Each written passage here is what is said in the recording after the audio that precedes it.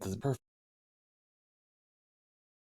But I'm the third person you spoke to who came in through music. Like that was their wow. Yep. Yep. A lot of former musicians, now designers. Yeah. How many of them said they would go back to music? Yeah, I didn't figure any of them. We got out for a reason. Yeah, exactly.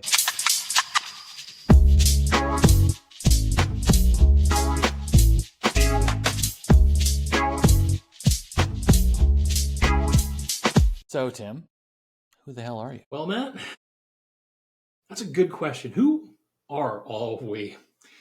Let's see. I'm a design leader, put this in air quotes, meaning I do a lot of cat herding throughout my day, but I've been a designer for the last 18 years, ever since I got out of music, and fell in love with design because it was something that I like I didn't really know was a career, but then when I learned about it, I was like, holy hell, yeah, I'm really good at this. I know I can talk about this. I can do this.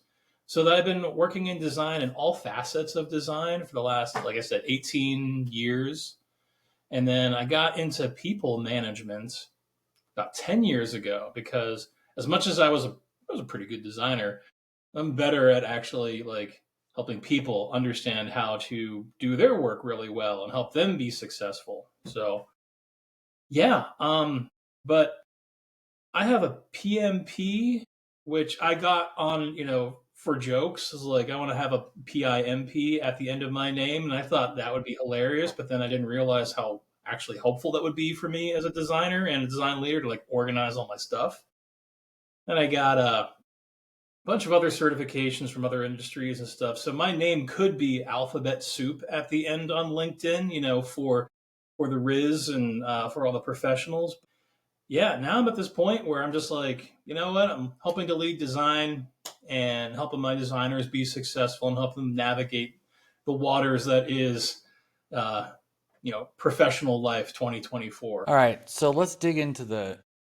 So you're the fourth person I've talked to so far, and the third of the fourth person who has mentioned previously being a musician before getting into design. And not doing this on purpose, but what the hell? I mean, tell me more about the music stuff if you want to talk about it. Oh yeah, no, music's fun. So we're gonna go back to the good old days of the early 2000s when there was a metalcore band, a dime a dozen everywhere. There were tons of bands that were starting to get a lot of like interest from like the indie and alt scene, but then like started becoming like darlings on an MTV, and MTV2 was big at this time, and they just had tons of hardcore and metalcore bands left and right. Warp Tour was still a major festival that people went on. There was a lovely little music festival called Hellfest in New Jersey that was just metalcore, metal bands, punk rock bands. And this was my time in high school. Like I was in high school from 99 to 2003. And this music scene really exploded. And before that, like the most metal, most punk rock I knew was like Metallica or Slayer, and all my other friends were into Blink 182, and I was into The Exploited. So I was definitely on the heavier side of things. And in high school, there was just this explosion of music. Bands that you would have laughed at like 5 years ago were becoming big. Green Day was getting, recognized for Rock and Roll Hall of Fame, and I really wanted to be a part of that scene. And I didn't have the greatest of the counselors. The high school counselors was like, "Oh, you could go to school here." They were like, "Yeah, you can continue working at your job at the convenience store down the street." So, in typical kind of like my own punk fashion at the time, I said, "Screw them," and I had been playing drums for a little bit with just some friends, but I really went into it like whole hog throughout high school. So there's a number of bands, and during my last year of school, I got connected with some guys who lived in the next town over. I live in central Pennsylvania, so it is super small. it's always like 6 degrees of Kevin Bacon. Like if you know one guy, that person knows this other person over here. And having grown up in Mechanicsburg, which is like Bret Michaels' hometown from Poison, music was just kind of everywhere. So I got connected with a couple guys in Camp Hill, and they were doing this like metalcore, hardcore type style of music, and they needed a drummer. I auditioned, I joined. We were playing in this little squat basement of theirs they had in this house they rented.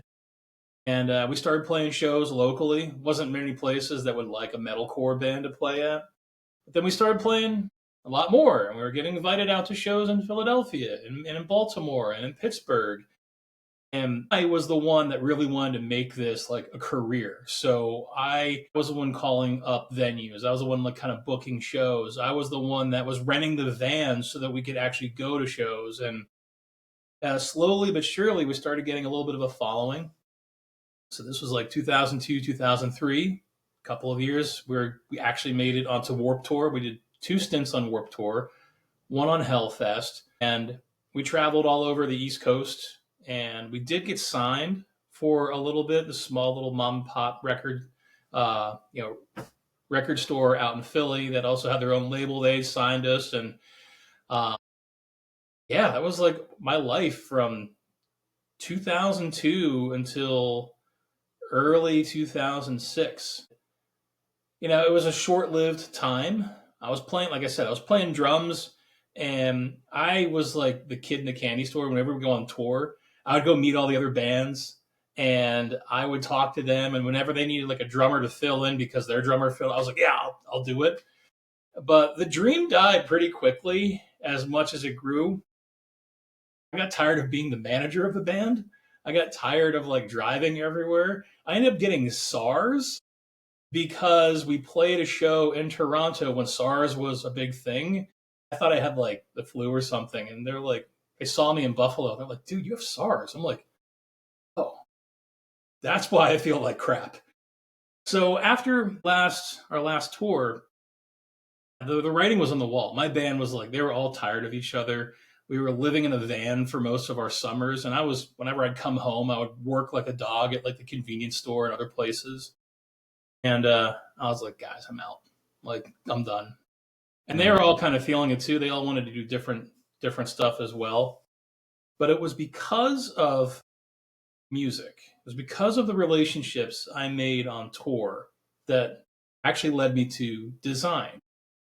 So most people think, when you think about design stuff, like, oh, album cover stuff. There was a lot of like musicians that were doing album covers. But then I got to meet the Clark brothers from the band Demon Hunter.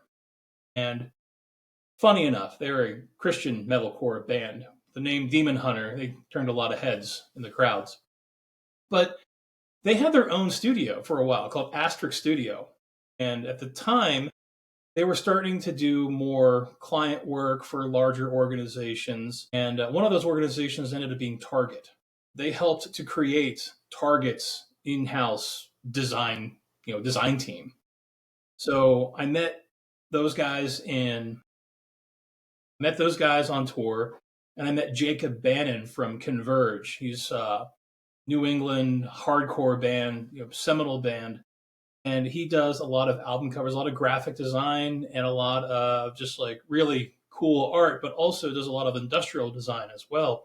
And he was just teaching me terms left and right, and I was just soaking it up. Like I was learning more about design throughout my touring than I actually ended up doing in college.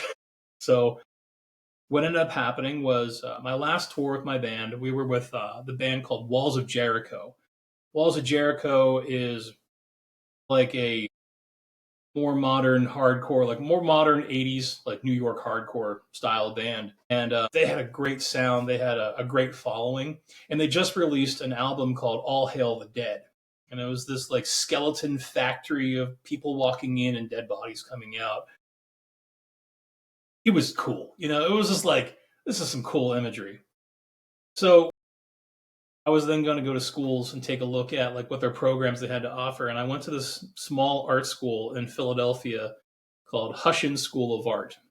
The tour, super tiny. Like the school had only been around like right after World War II and was originally started as a way to give returning vets an opportunity to get into commercial art. So they were big into illustration and commercial art, which graphic design eventually became.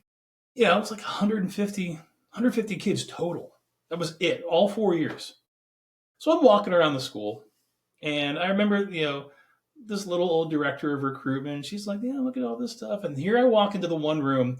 It's a 10-foot by 10-foot painting of that Walls of Jericho, All Hail the Dead album. And I'm like, "What is that?"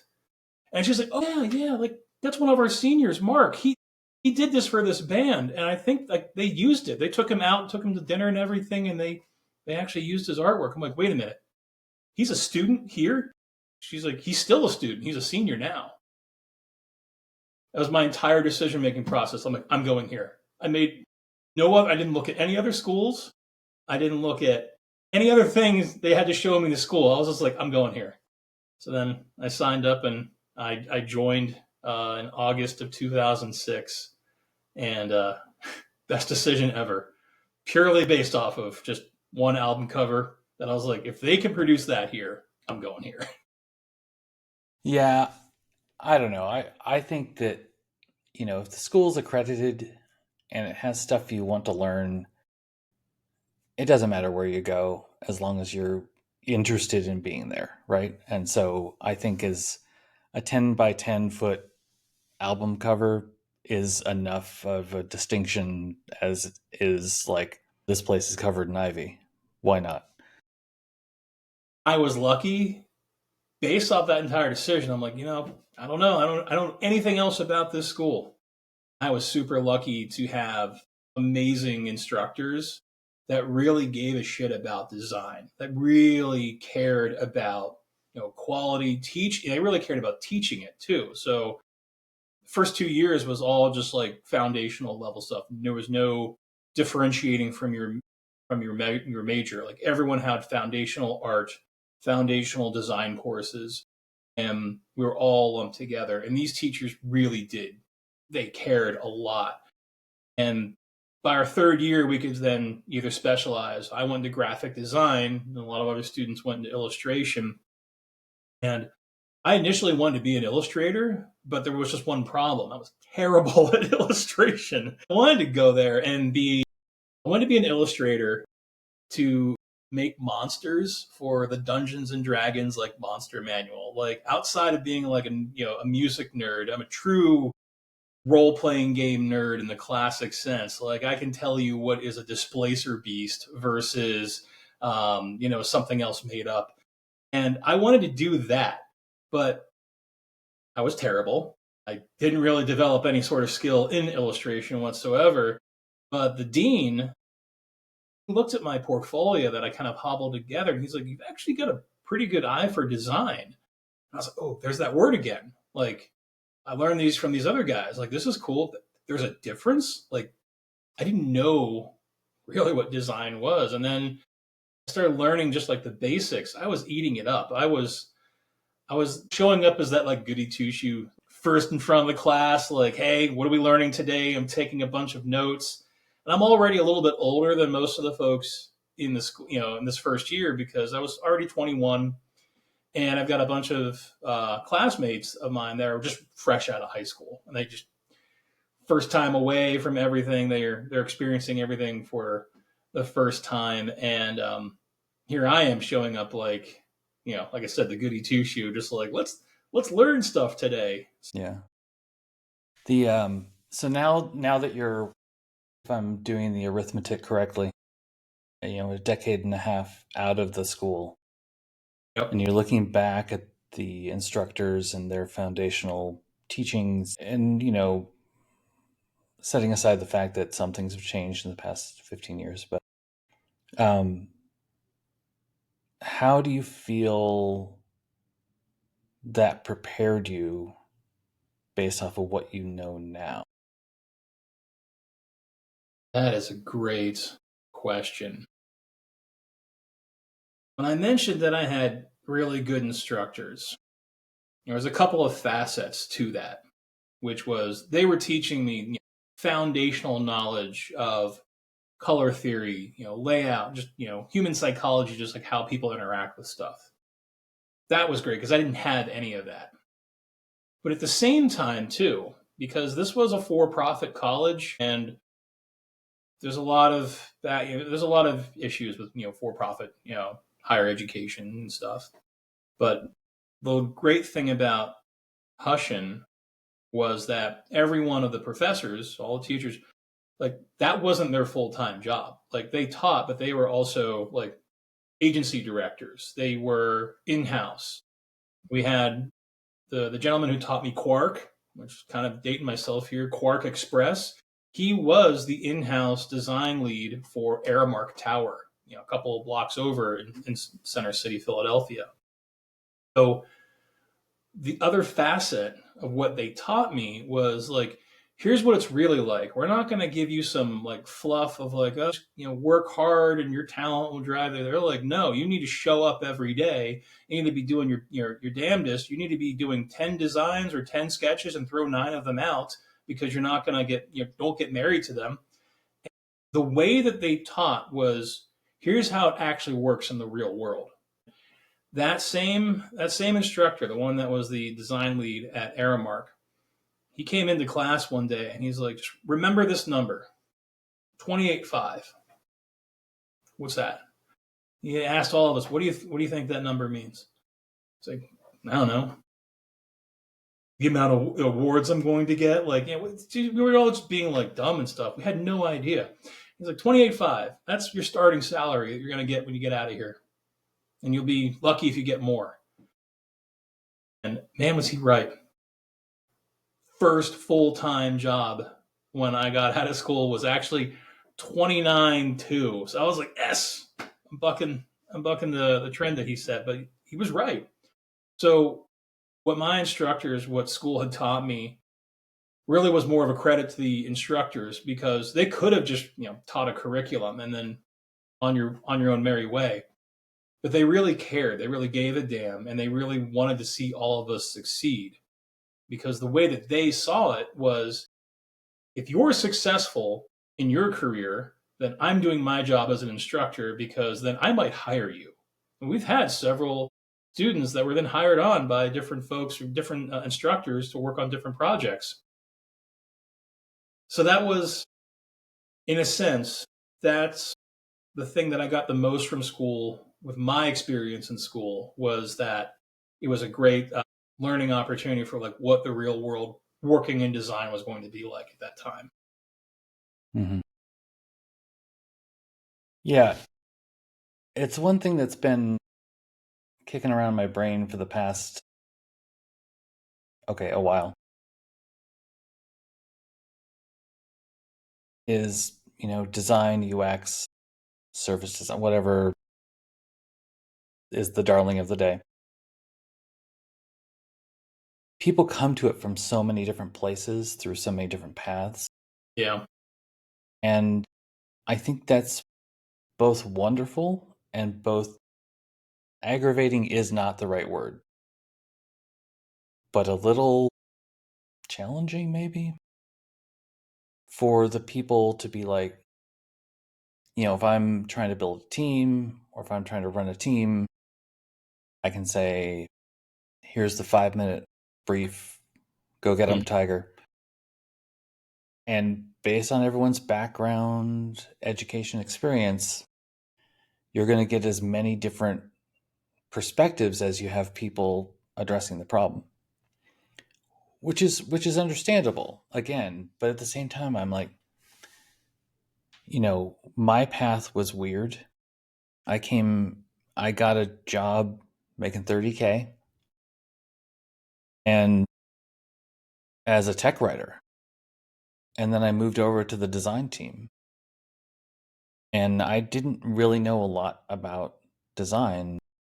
And the company brought in Ginny Reddish, Jeff Rubin, Bob Bailey to learn about interviewing techniques, usability testing, human factors. They brought in the people who were writing the books at the time to teach us 3-week-long courses on this stuff.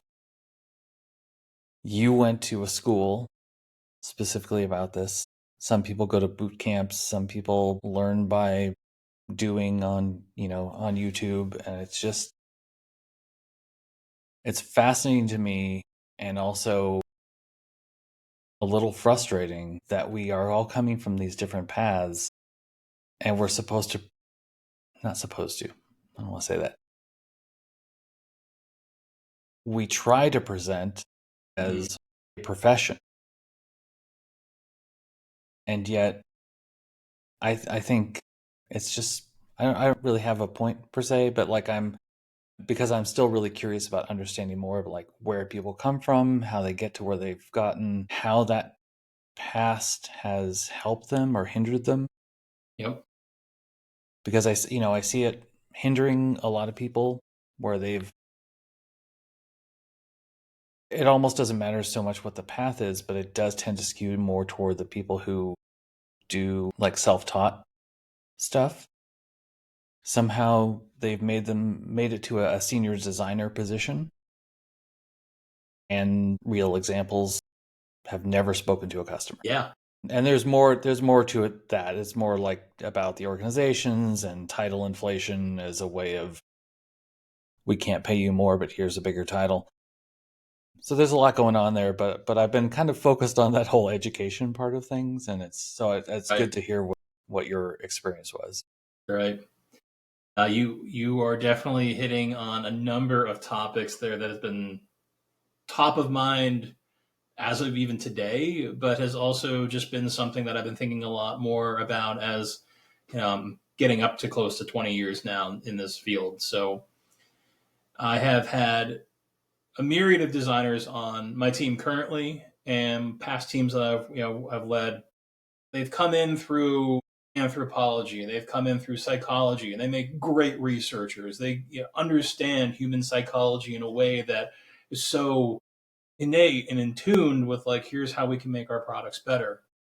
And then I have a lot of graphic designers like myself. I went to school for graphic design, and through a combination of continuing education, trial and error, mentorship, and just like faking it until I make it, until I actually learned what the hell I was doing, made the transition into UX, and then learned more about service design. And a lot of that was just like my own voracious appetite to continue to learn and grow.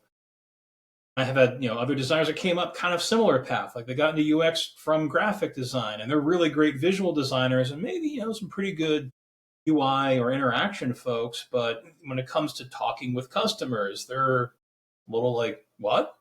And then when it comes with more of my academic minded or that route with like anthropology or psychology, designing anything in any sort of tool scares the hell out of them. And then you've got a lot of content, you know, that influx there, that road there. So I have a lot of content designers now that have come up as through like UX, content strategy, journalism background, maybe some marketing, however their path came into play. And they find themselves also doing a lot of like, product design, but they have a different kind of lens and a focus. And I think you're right. Like our industry is interesting because there's so many different routes people can take to get into design as a whole. But it does create a little bit of a conundrum of like, how to present as a profession. What are the things that are going to make us successful as designers? What are the things that are going to uphold our profession? Like how do we uphold this? And what are the things that are denigrating it?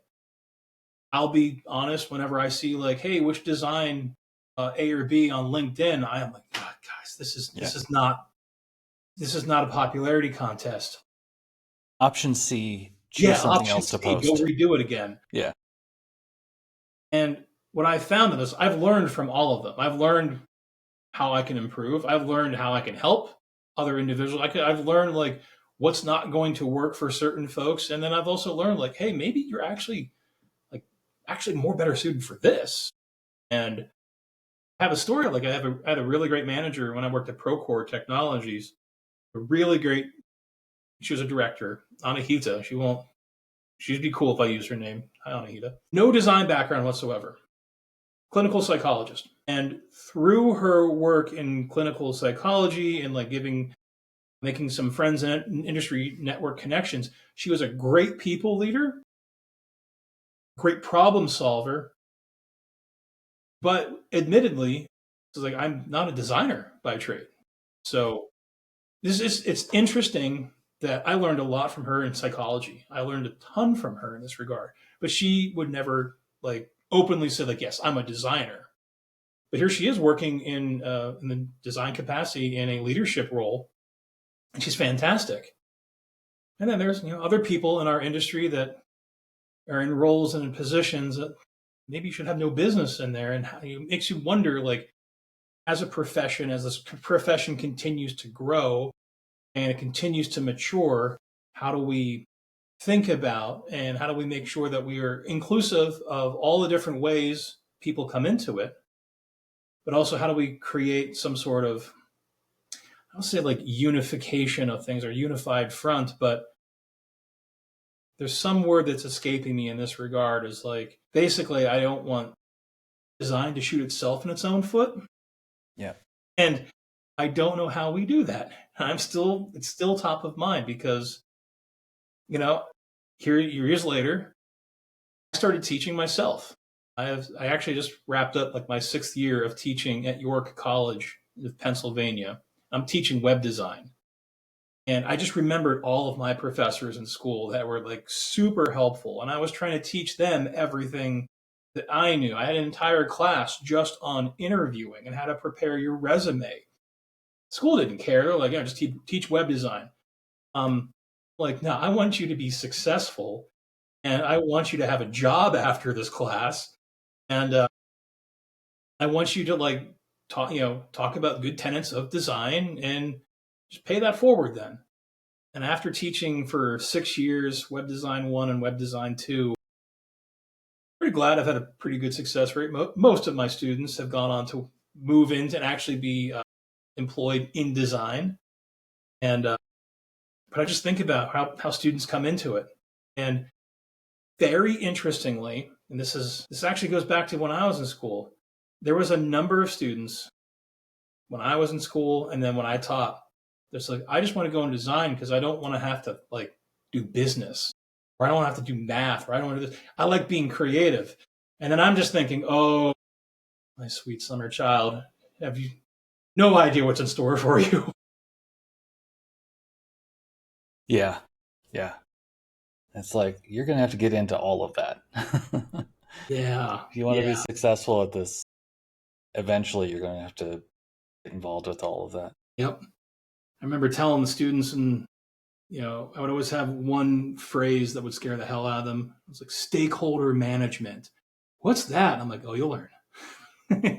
So, I wonder, or I wanted to point out that I have an asterisk, an unsaid asterisk until this moment about what I meant with the, like the senior designer who hasn't talked to a customer. And I'll put an asterisk there to say, I recognize that people work at companies who require them to not step out of a very specific lane that they've Yeah. asked them to be inside of. Yeah. So I recognize that, but I still think it's a lost opportunity if you've got these titles, if you really haven't had the opportunity to expand that experience beyond being ridiculously good at Mm-hmm. whatever design tool is currently, you know,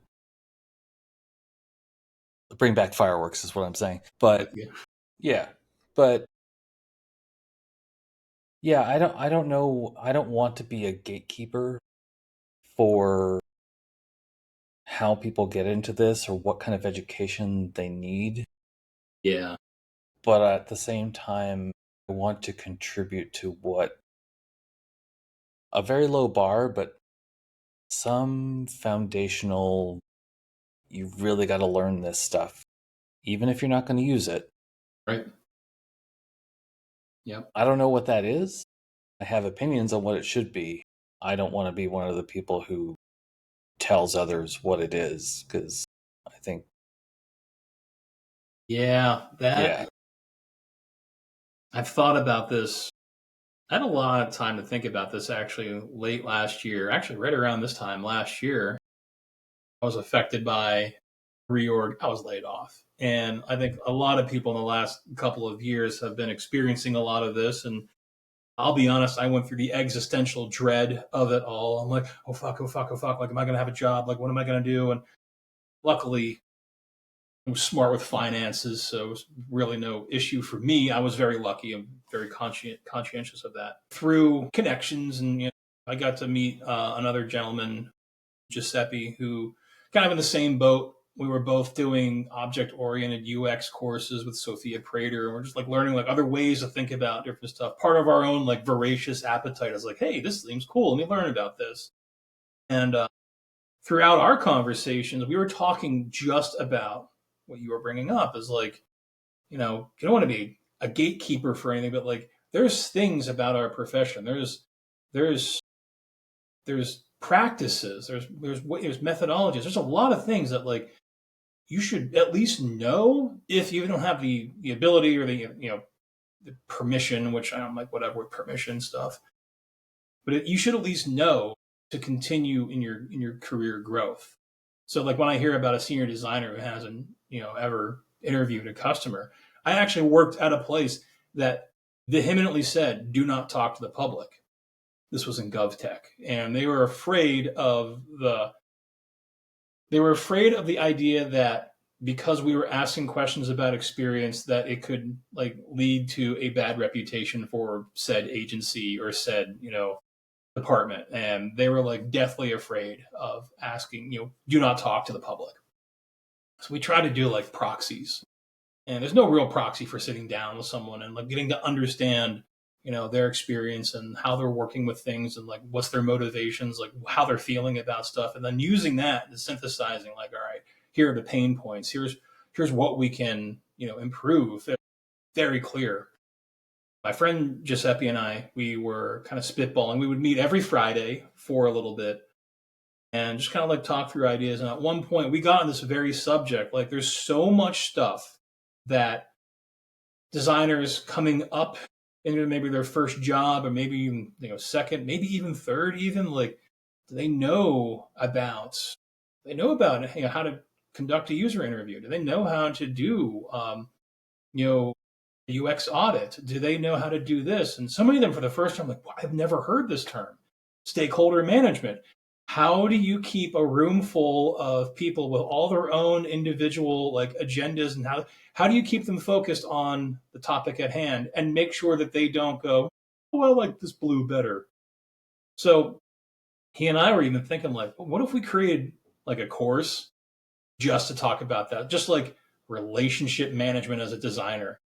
And I was like, dude, are we becoming the bad guys? Like, are we becoming our own boot camp? And we were like, oh, that does feel icky, but I don't know who else is doing this right or how to do it. Like, I don't know. It was just our first idea. So yeah, we still have an idea of like, this is the shit you need to learn as a designer that you were never taught in school, taught by people who screwed it up a lot and have now gotten somewhat better at.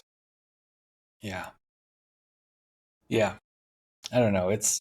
And again, like you said, there's so much to learn, and I wouldn't expect someone who's starting their first job to absolutely know about everything. But I don't know. I guess maybe transition that to where you're at now. Like, how do you go about assessing your team's skill gaps and helping them fill those gaps or bridge whatever metaphor you want for that?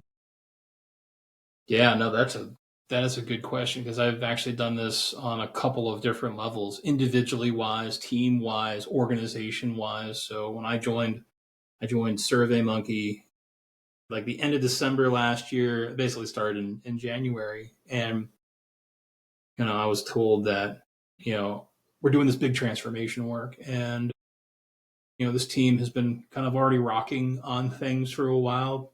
So you'll be coming in. There's already a plan, roadmap in place. So it's just part of my like get to know yous that I would have with people. It's like, you know, getting to understand each and everyone's background. And luckily, the company does this really great thing where everyone has their own playbook.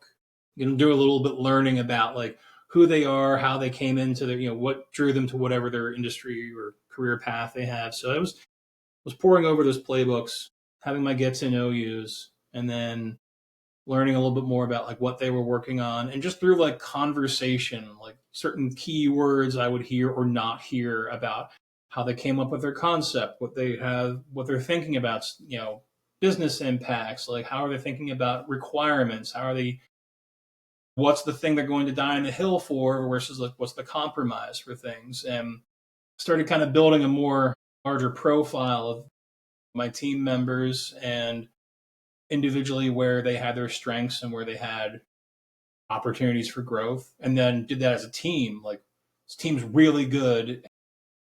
Honestly, my team's really good at, you know, information architecture. Great information architects all the way across the board. Areas for growth for visual design. And I don't expect all of them to have like massive skills for visual design. They come through different fields and different experiences. So that makes a lot of sense.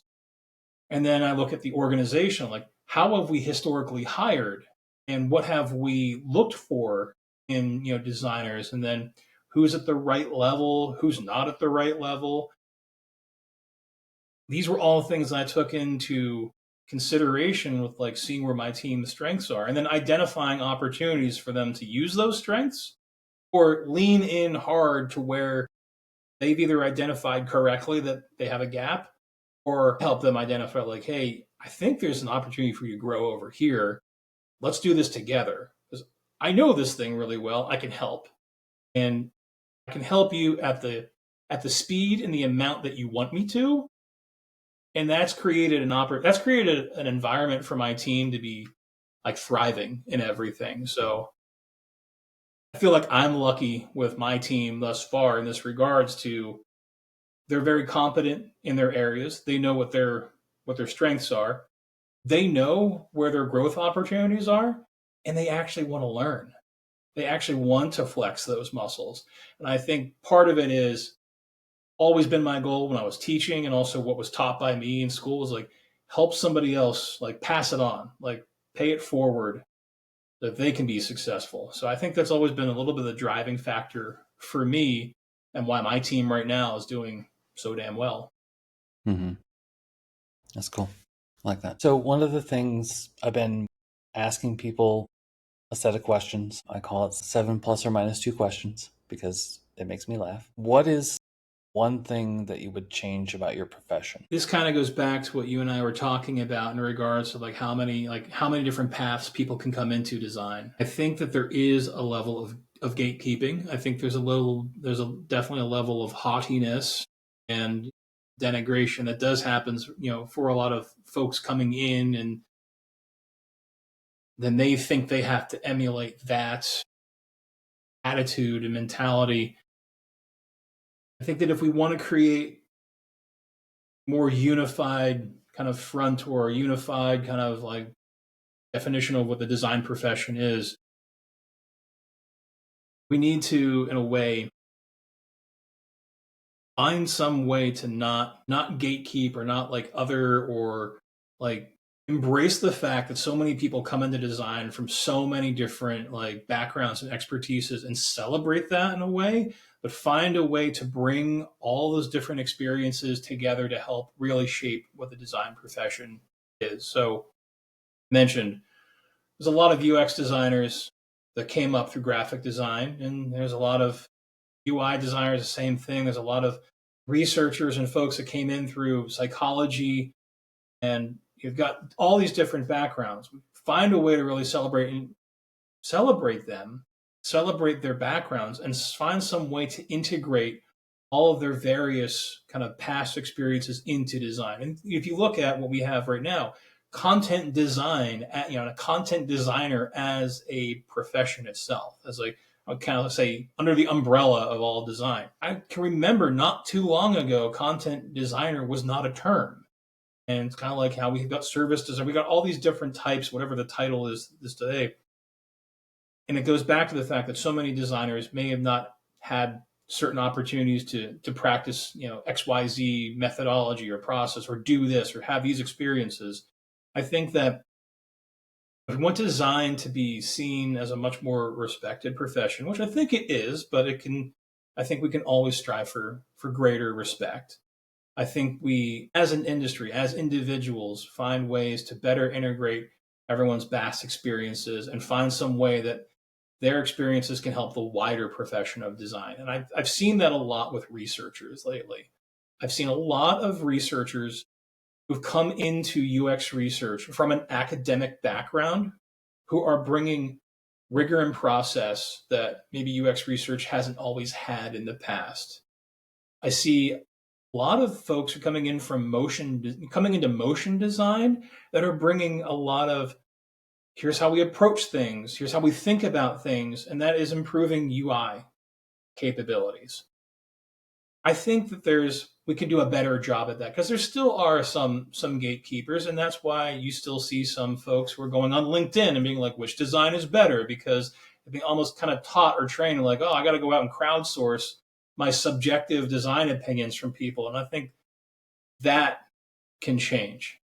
And I think that's something I would change about design or improve it. That was a difficult question. And they only get harder. Perfect. What's one thing you wish more people cared about? And Well, that's no easy. constraints about That's that. easy. Don't use quote marks instead of inch marks. I had a professor that always he'd always get so pissed off when he'd see like, oh, they're using inch marks instead of quote marks. I'm like, only you would figure that out. Now here I am. I'm 18 years later getting, bitching about it myself. No, what would I change? That's also a difficult question. I don't want to sound like back in my day, old man yelling at the clouds kind of thing, but Onion on your belt. Come on, let's go. I don't know. I think sites like Dribble and Behance were noble in their reasons for starting, but I think they've ended up doing more of a disservice than anything. And I think it's because of just proliferation of like, oh, people just like seeing cool little like nifty animations or this little cool design. Like, oh, that gets people here. It's the equivalent of like clickbait or like title clickbait on YouTube. It's like, I think that's done a disservice. I would change that. Like show shot. If you're gonna do dribble shots, show work in progress. Let me see your nasty sandbox file of like your thinking. I'd love to see that. What accomplishment are you most proud of that you weren't paid to do? This is a collective accomplishment. Every one of the designers I've ever worked with, the ones that were early on in their career kind of figuring their stuff out. And I wasn't that too much more further along in my career. Just teaching them what I knew, what not to step into, what to say here with these certain folks. I've had the privilege and the honor of working with so many great designers, and the ones that I feel like I've imparted some sort of knowledge on them that's been helpful. Great. My first job, I had a student from York College before I started teaching there. He was my intern, and I had him do a whole bunch of ads all the time for a city regional magazine. And I had him work on basically all the grunt work. But I was teaching him how to do layout, how to set stuff up for print. I had him, working on all. He learned a lot, but I also taught him like how to present, how to showcase your work, like how to talk about outcomes and stuff. And he ended his internship, and he got a job at a controls company, like controls and switches. Like he was doing a lot of like user manuals and stuff for there. Well, years later, he was the design manager for a healthcare tech company that created like RFID tags, like kind of like the Apple tags, but for hospitals to like locate patients and locate equipment within a hospital. It was like super interesting stuff. And he was the design manager. He came back to me later, all those years later, and he's like, "Hey man, I'm the design manager here." I'm like, "Dude, perfect. Like that's great." And I've had many stories like that of folks that I've worked with, and I've helped them like give them some advice, mentor, and they're further along in their career, and I would like to think in some small way I've contributed to that. And funny enough, that old intern of mine ended up actually hiring me to redesign their company website. So I ended up getting paid eventually, but it was because he thought of me, he remembered me, and he was one of the first people that ever gave me a recommendation on LinkedIn. And I was like, man, I would say everyone that I've ever mentored or helped, I feel like that's the most meaningful stuff. Right on. That's good. All right, now possibly the most important question. No salsa, mild salsa, or spicy salsa? Spicy salsa all the way. I don't want to feel my tongue afterwards. Like it needs to be, I need to not feel the capsaicin burning away everything. That was an easy question. This What's your favorite place on earth? is going to sound real sappy. Right here where I live at. I live in a very small town, middle of nowhere, central Pennsylvania. I have a lake right out in front of my door, 20 feet from my front door. I have ducks and geese all fighting each other to take over this one log that's laying in this lake. It looks like Mayberry. And for those of you who are not old enough to get like the Andy Griffith Show, it's like this idyllic town. I absolutely love living in this town. It's my happy space. It is my wife and I moved here a couple of years ago. It was like a dream come true because I took her on a date here years ago when she first moved to Central PA, almost like 10 years ago at this point. We had wedding photos, we had engagement photos here, and here we are actually living in this town that is just like our little oasis from everything. And it's middle of nowhere. I'm close to New York, Philadelphia, Pittsburgh, but everything's a couple hours drive away. And that is, it truly is my absolute favorite place here. If anything, I can just see the ducks just like take over the road and not let cars pass. It is the funniest thing on the planet. They're just like, hey, you want to drive? Nope. So, yeah, that's an easy one too. A little sappy, but that's an easy one. There's no wrong answer, and I don't feel like there's any such thing as a sappy answer to something like this. Next question. What do you wish you'd done differently? And again, no constraints on this. Yeah. Just whatever comes to mind. I wish I wouldn't have gave a shit too much. Like, I was really hard on myself in school, as I'd mentioned. Goody two shoes, wanted to do best. Fear drove me in school. I did not want to be one of the other guys in my high school that like, okay, I failed out, I came back home and didn't amount to much. And previous music stuff fell apart, and I was working at the same Sheets convenience store ever since I was like 16. So I wanted to do my absolute best. And instead of that motivating me, it was fear. I can't go home. Like, you need to work your ass off, Tim. And that fear served me well in school. Graduated, did really well, had a job lined up before before I left. And I kept that fear motivation for me. And it would beat me up afterwards. Like, I screwed up. I remember I screwed up a magazine spread, all low res, and it went to print, and like it was a lot of money. We just kind of like went down the drain, and that fear turned into like self-loathing, real negative talk for me. And I would push myself so much to be like kind of like a workaholic, like do the most, try this. At one point, I was leading our local AIGA chapter. I was going to like tech conferences. I was doing all this stuff, and it was the fear of screwing up.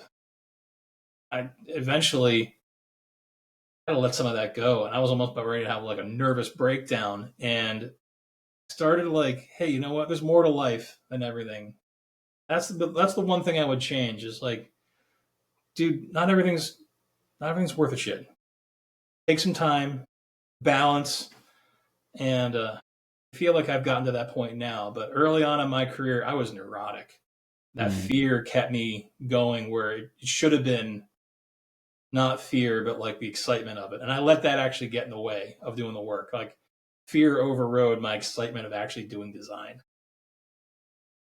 If you don't mind sharing, like, how do you feel like you've made that transition away from the fear driving to where you're at now? First couple of things was that the amount of fear that I was having of screwing up, of like not being seen as a professional, and I would see other people kind of interact or see how they're doing, and they wouldn't act the same way. Like I had an account exec that I was like fretting over like getting all of his work done. And by the time I got all of his ads done and some of his work stuff done, he was like, "Oh, cool, thanks."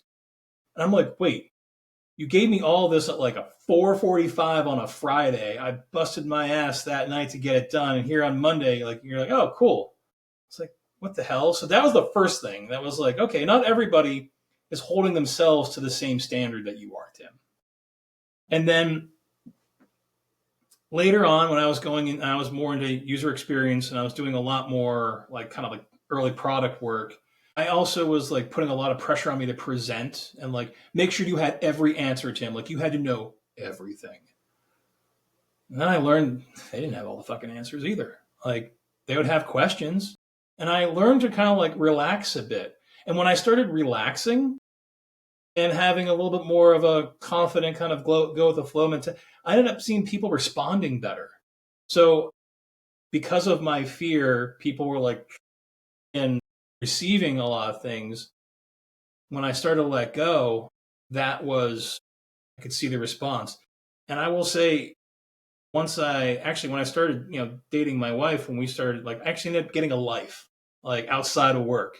Like I would be the one that would go home, read all these design blogs, watch a ton of videos, taking online courses. I didn't have a life outside of design for the longest time. When I started getting a life and getting like to see other things and like, oh my God, even rediscovering music, that's when I started to have like a little bit more of a balanced view of things. And the things that I thought were super important were like, that's okay. But the things I really did care about, instead of having the fear of them drive it, I Mm. rediscovered my love of it. So getting a life helped a good Yeah, deal to lose the fear as a motivator. that's great.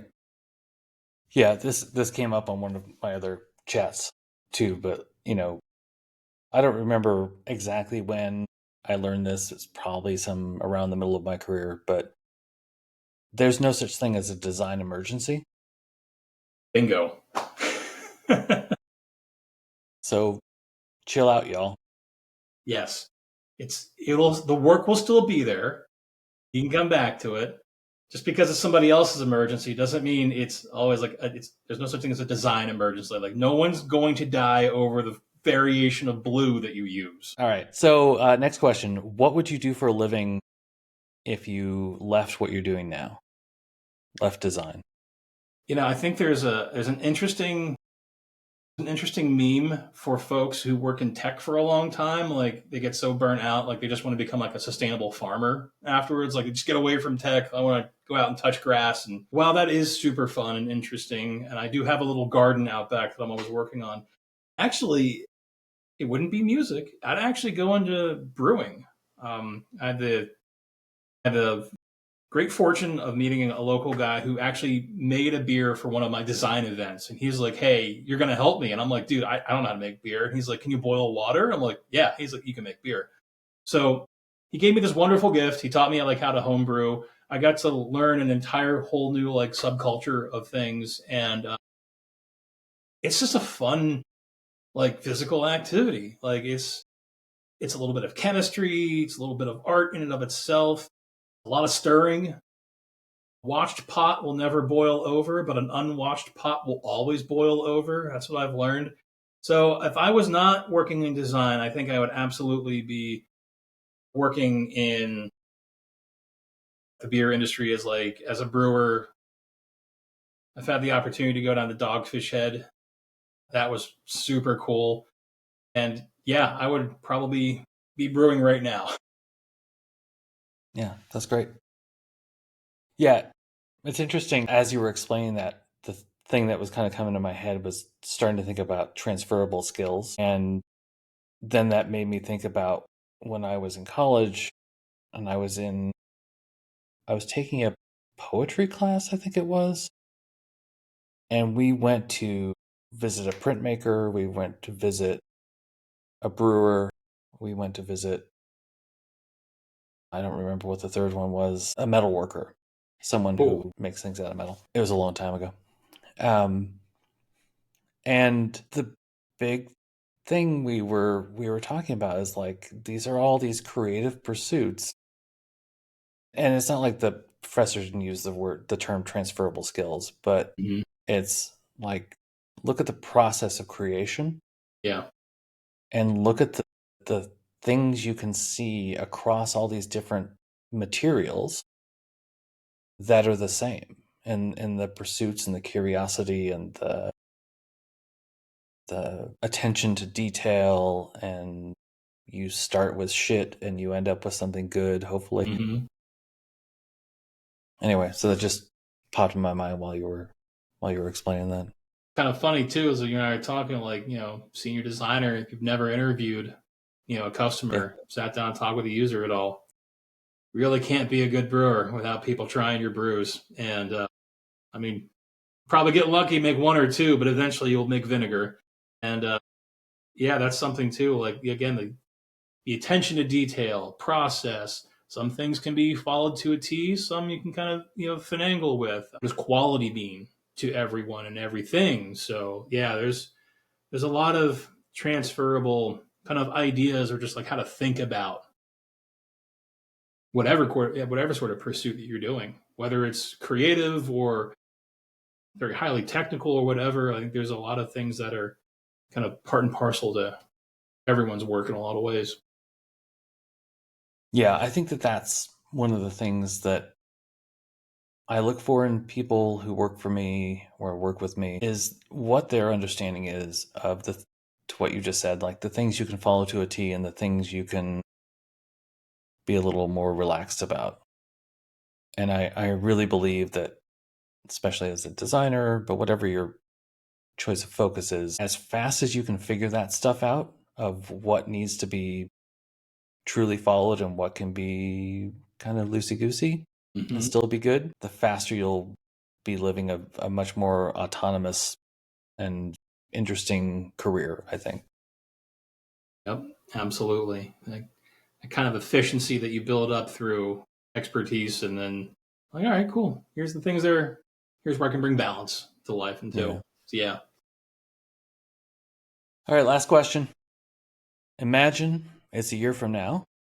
What do you hope to not be carrying anymore?